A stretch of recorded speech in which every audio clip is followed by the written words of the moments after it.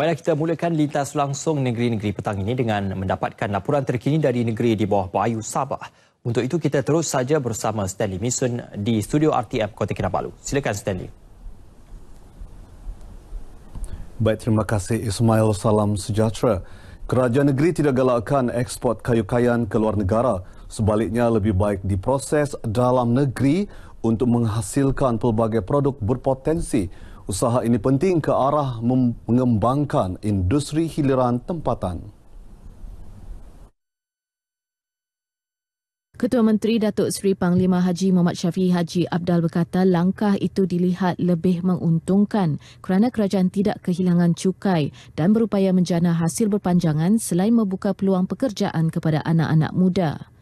Beliau memuji inisiatif kilang papan lapis Fokus Lamba Berhad membuka cawangan di Taman Perindustrian Kota Kinabalu, KKIP yang berjaya mewujudkan kira-kira 400 peluang pekerjaan. Ini merupakan satu usaha yang cukup baik yang mereka telah nyatakan dan saya akan bagi bantuan untuk proses bagaimana mempercepatkan supaya mereka dapat melahirkan kilang-kilang diberikan di Sabah di KKIP untuk membolehkan supaya perniagaan mereka akan dapat kita tingkatkan. Datuk Shafie menyatakan demikian ketika lawatan kerja di Keningau.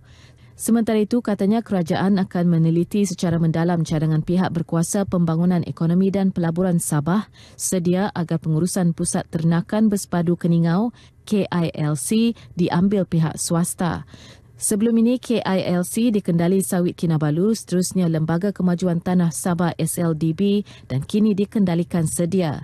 Dalam pada itu, Datuk Shafie yakin KILC mampu meningkatkan pengeluaran tenusunya dengan menambah baik pembukusan dan pemasaran di samping mempelbagai produk seperti susu berperisa dan keju.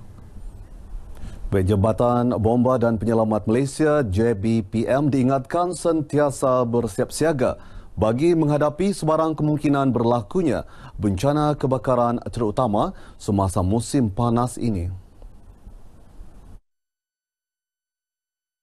Ketua Menteri Sabah Datuk Seri Panglima Haji Muhammad Shafie Haji Abdal berkata, kesiapsiagaan itu termasuk menjalin kerjasama rapat dengan agensi lain termasuk Jabatan Air, Majlis Daerah dan komuniti setempat bagi melancarkan penyediaan kelengkapan dan keperluan bencana sekaligus memudahkan usaha penyelamatan. Jadi kalaupun ada berlaku, kita kena ada sistem yang cukup sedia. Kalau tekanan air tidak ada, kita kena ada lori air di setiap tempat yang tidak cukup bekalan air dan kita akan transport water immediately. Mana kawasan kampung yang dekat dengan laut, kita akan sediakan pam-pam untuk menyedut air. Beliau ditemui pemberita selepas melawat penduduk terjejas kebakaran Kampung Pasir Putih di Dewan Putatan. Hadir sama Ahli Dewan Undangan Negeri Adun Petagas, Datuk Haji Uda Sulai.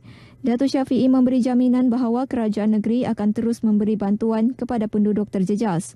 Sementara itu, penduduk terlibat memohon pihak kerajaan agar dapat membangunkan penempatan baharu di kawasan sama. Kami dah ada tempat lagi mana tujuh. Hanya ini saya tempat kami apa orang bilang tidur makan panas hujan di sinilah. Tempat kami Pakcik membuka di tempat daripada 45 tahun sudah. Pihak kerajaan dapat mensegerakan buat site clearance, membersihkan kawasan itu. Lepas tu kalau boleh menimbun kawasan itu, buat penstrukturan semula, buat rumah itu teratur lah. Mungkin itu lebih baik lah untuk menjamin masa depan.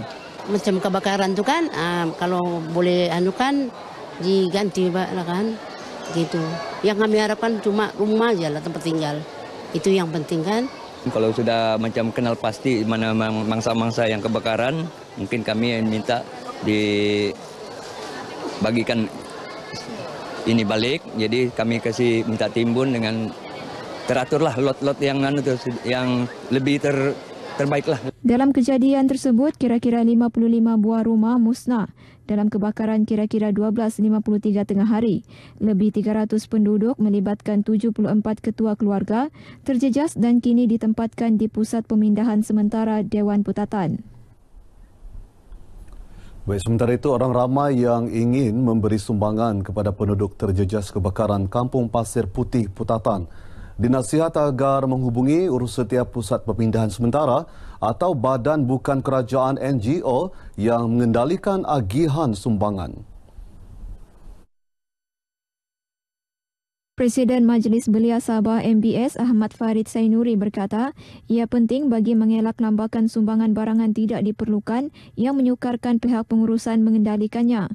Ketika ini, sumbangan yang diperlukan lebih kepada keperluan harian, makanan kering, barangan mandian, keperluan bayi seperti susu dan lampin pakai buang, serta pakaian ibadah. Untuk kalau sebelum menyumbang tu, hubungi sama ada NGO yang terlibat ataupun pihak berkuasa lah, supaya kita ada aturan yang lebih baik. Kita takut lambakan barangan sumbangan tertentu, itu akan menyusahkan pihak berkuasa lah.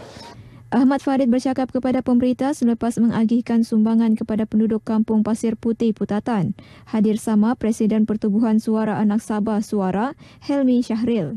Dalam perkembangan sama, Ahmad Farid berkata MBS sedia bekerjasama rapat dengan Suara bagi menyediakan sukarelawan untuk membantu pihak kebajikan khususnya meningkatkan tahap kebersihan di sekitar pusat penempatan sementara. Baik 6 projek balai bomba dan penyelamat BBP di Sabah diluluskan untuk tahun ini, membabitkan projek naik taraf, bina semula serta bina baharu. Projek melibatkan BBP di Tuaran, Nabawan, Morotai, Lahad Datu, Beaufort serta BBP dan Quarters di Semporna.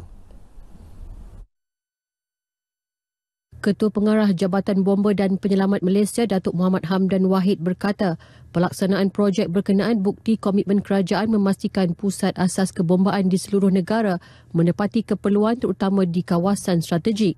Kos dia lebih kurang 103 juta.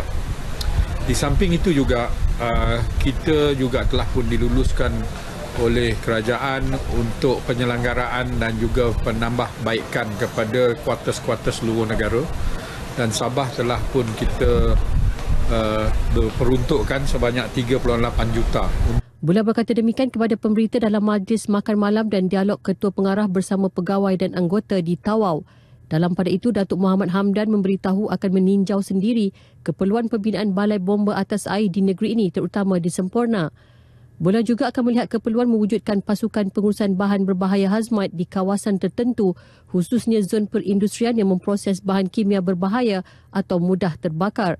Ketika ini, unit hazmat hanya ada di Kota Kinabalu dan ia mengambil masa 9 jam untuk pasukan berkenaan tiba di Tawau sekiranya berlaku insiden memerlukan kepakaran berkenaan. Dalam majlis ini, Balai Bomba Zon Tawau turut mendapat peruntukan RM500,000 untuk membaiki kuartus.